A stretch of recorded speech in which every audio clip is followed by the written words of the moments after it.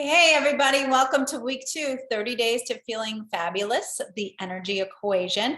So I hope everyone's week 1 went wonderfully. I know it can be a little overwhelming to start anything new. Week 1 and week 2 are going to be your hardest weeks, especially if you're new to this program and you don't know where the chia seeds are in the store, or the flax or the MCT or the collagen or whatever was on your list that was a foreign concept to you. So know that week 1 and week 2 will be more difficult. Once you get the lay of the land, you start to understand things and you start to maybe get through a little bit of your carb flu, you will start being awesome in week 3 and week 4. So just get through this time. If it's hard for you, do what you can when you can. Take it small. No information, no anything is going anywhere. It will always be there for you. I will be here to support you if it's a little bit overwhelming those first couple of days, maybe into the second week. So week 2, it's going to get easier. The presentation's even going to be a little bit shorter. I'll try not to overwhelm you too much. But yes, we're going to be diving into all things movement and energy this week. So let me get started by sharing your screen or my screen. Again, week 2 of 30 days 2022. So I am going to put this on presentation mode, view slideshow. All right, the energy equation. So energy and movement, how are they connected? Of course, it makes sense that they are very much connected, but exertion actually spurs your body to produce more mitochondria. And if you haven't watched week 1, go watch week 1 to learn all about mitochondria. They are so critical here. But not only, does it make your mitochondria more efficient, but you can actually increase the number of mitochondria and their size in something called mitochondria biogenesis. This means the building of larger and better and new mitochondria. So exercising does that, and it also helps create oxygen in the body. So oxygen supports the mitochondria's energy production and allows your body to just simply function better with that energy. The other thing that exercise can do, and I think most of you, especially you runners, might know this, is something known as a runner's high, that it increases hormone levels. So especially epinephrine and norepinephrine. So, you get that runner's high post-run where you're actually feeling much better. And a lot of times, like, runners actually seem to need that to get that high on a daily basis from exercise. I know I've been there before where you kind of feel sluggish, you go for an exercise or workout and you feel a lot better because of those hormones. That's actually because those are stress hormones. But in some ways, if you did my program last year, you learned that stress can be good through something called hormesis, which is kind of a level of stress which actually builds you up. So too much stress, not a good thing, but a little bit of stress in the state of hormesis can actually make you stronger, although it might break you down a little bit in the beginning. It also helps you obviously sleep. So exercise, especially in the morning, can help really set circadian rhythms, and it can help you sleep deeper at night if you get a good night's exercise.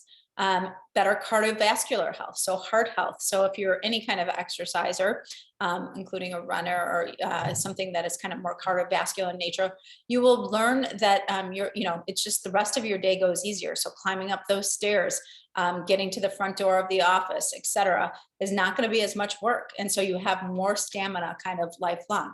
And then sharpening focus. So it actually helps kind of our brain fog go away. Have you ever been like kind of in a funk and you go for a run or a workout and you come back and you're much clearer thinking? So those are all the ways that movement and energy are deeply connected. So to back up a little bit again on mitochondria and movement. So again, that's what creates our energy, which creates our, is intertwined with our movement.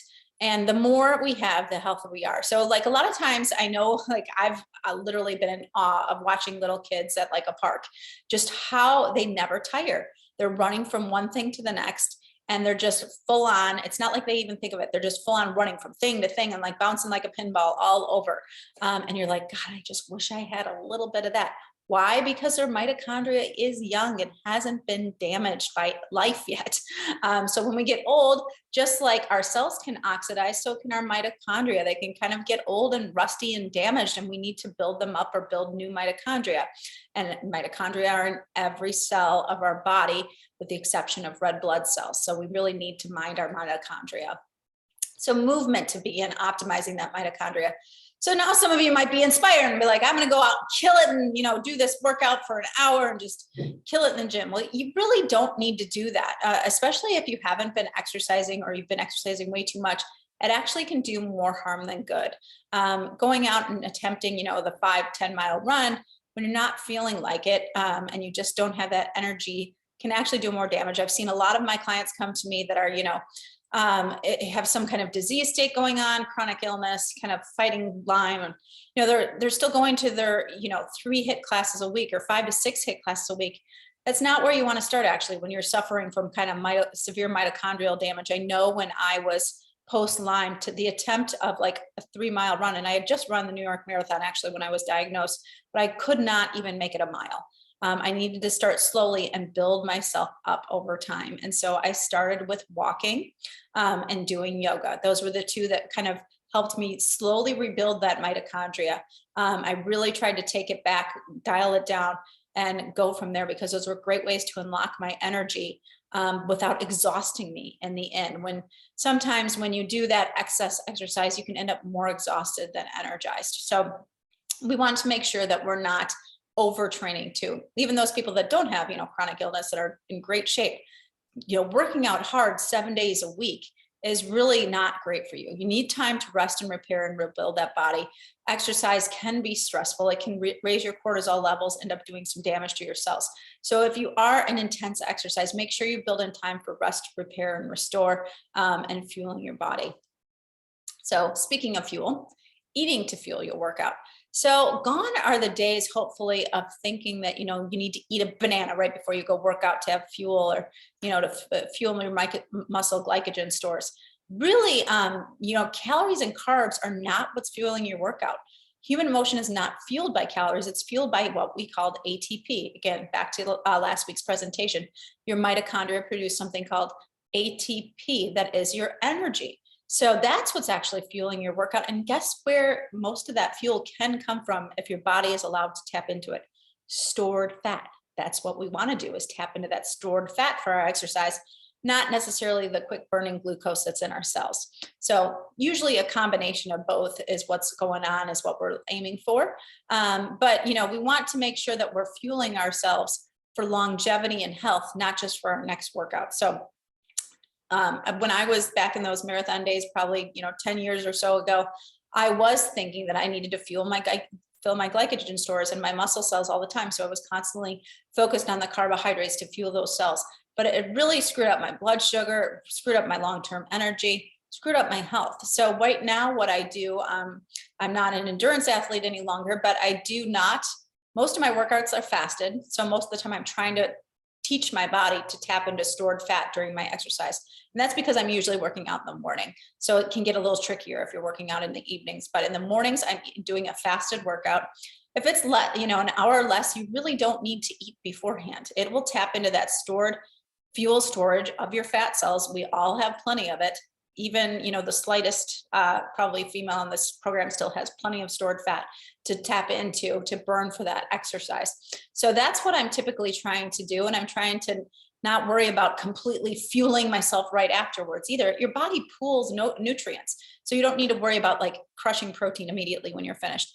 Don't worry, your body will do that for you. So thinking along the lines of eating according to my food pyramid, I had posted that earlier in the group, but honestly, glucose doesn't need to fuel your workouts. You can eat a kind of semi-low carbohydrate diet and still be successful according to that pyramid. Now, if you're an endurance athlete, which I know have some in this program, you do need to think a little bit more about fueling those cells and carb loading to some extent before an event or during intense peak training times. So that's a different scenario. So types of movement and how they impact energy and mitochondria. So weightlifting. I never actually used to focus much on weightlifting. And I look back at pictures and I see that I had a bit of what's called muscle wasting going on probably when I was in more of my running days. And building lean muscle mass, that's where your most mitochondria are going to be. So building that muscle mass, increasing the number and the size of mitochondria there are going to help you in so many ways, not only in terms of energy, but also in terms of fat burning, because those cells burn the most fat. So building that lean muscle tissue, don't be afraid of lifting weights. It's not going to necessarily make you bulky, but it will, prevent you from losing protein, sarcopenia, losing your muscle loss or osteopenia, your bone loss. So weightlifting is a great practice. I recommend at least twice per week. Yoga is amazing in terms of the asanas that are part of yoga. They can unleash stuck energy. So a lot of times, according to the chakras, people can get stuck energy patterns, and certain movements actually help open you up and release those energy patterns and help activate your sympathetic nervous system, which is your fight or flight, but that's good to some extent. You want that activated to actually start burning some calories. So yoga can be a great transition for movement that is not too extreme, and it just also help remove some of the stress from your body. HIIT training is another more intense form of exercise. So high interval and intense training, it can be done in short spurts, and that really can help build mitochondria and increase the number of mitochondria. So it's a great way, and I talked about it last year in terms of building your longevity as well. It was one of the proven exercises to actually increase telomere length. Telomeres are those little end caps at the end of your DNA strands. And it has been shown that when they are longer, that means your biological age can be even less than your chronological age. So you want them longer, and HIIT training is shown to increase them. So not only can you build and strengthen your mitochondria, you can increase your lifespan.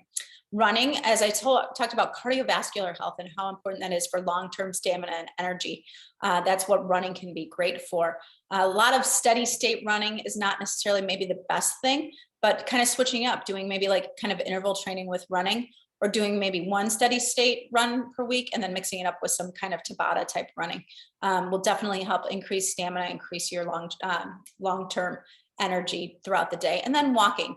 I'm a walker these days. I do love a good long walk. It's one of my absolute favorite things to do. And I know it benefits me in so many ways. Not as it only is it movement and gentle movement, not too hard on my body, but it helps set my circadian rhythms if I go for a morning walk and then get that early morning sunlight, meaning that I'm going to sleep better at night. It also can help with blood sugar, and I've discussed this before. So going for a postprandial walk, which means right after a meal, you can actually help minimize the blood sugar impact of that meal that you just ingested. So that's a great tool, is going for like a 15 or 20 minute stroll post any meal is going to do you immense favors. So those are all the types of movement. There are obviously many more variations of this that can help with mitochondria and with your energy. I just kind of want you to choose your own path or a variety of those. And I guess that's my final message to you, is that you don't have to go kill it in a gym. Yeah, you don't have to, make yourself exhausted every day in a gym. Just do the movement that feels right to you at the time. If you wake up and you're feeling off and exhausted, maybe start by just doing a walk. And then if you start feeling a little better, throw in a couple little jog strides, maybe a sprint here or two, or maybe just go downstairs to your basement and set a goal of like a 15-minute strength training. But honestly, I love a big variety these days. I get bored with the same thing day in and day out. So on a typical week, I'm trying to fit in maybe 2 HIIT trainings, which include weights. So that's my weight training days as well. I'm trying to do walking almost every day, a slight jog, maybe twice a week, yoga for sure, and tennis. So that's what my typical week looks like. I like to make it varied. The other important factor is that you don't want to just work out for an hour and be done. So I really want you to challenge yourself this week. And that's my challenge for you today, is to set an alarm. And it's going to be hard if you have like a 3-hour meeting. Of course, you won't probably be able to do this. But even if you're working from home, put on a headset, walk around while you're talking. Make sure you're trying to move every hour. So set an alarm, just a little ding every hour. Get up and do, 10, 20 air squats. Do a couple jumping jacks. Do a couple lunges, knee bends. Do some gentle stretching just to get that blood flow kind of going again, because once we are sitting, our energy gets stuck. Our lymphatic system actually gets stagnant, and that's our garbage disposal system that goes throughout our body, cleaning up debris. And if we don't move, it doesn't move, and you can kind of feel very stagnant. So gentle movement throughout the day, not only with your moments of exercise, but time to get optimized and energized in 2022. So I hope you enjoy week 2, and I look forward to seeing you over in the closed group. Cheers to your health. Bye.